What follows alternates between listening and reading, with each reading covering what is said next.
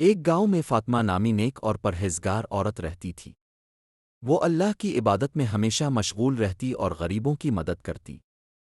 اس کے شوہر کا انتقال ہو چکا تھا، لیکن اس نے ہمت نہیں ہاری اور اپنے 2 بچوں کی پرورش حلال روزی سے کی۔ ایک دن فاطمہ کے پاس کھانے کے لیے کچھ نہ تھا۔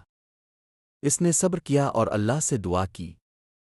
اچانک دروازے پر دستک ہوئی۔ ایک مسافر بھوکا اور پیاسا کھڑا تھا۔ فاطمہ نے اپنا آخری کھانے کا ٹکڑا اسے دے دیا اور خود اللہ پر بھروسہ کیا۔ اسی رات کسی نے اس کے گھر کے دروازے پر پھر سے دستک دی۔ جب اس نے دروازہ کھولا تو سامنے ایک اجنبی شخص تھا جس نے اسے ایک تھیلی دی۔ اس میں سونا اور کھانے کا سامان تھا۔ وہ شخص بولا، اللہ نے تمہاری نیکی کا بدلہ دے دیا۔ فاطمہ کی آنکھوں میں آنسو آ گئے، وہ سمجھ گئی کہ اللہ اپنے نیک بندوں کو کبھی تنہا نہیں چھوڑتا۔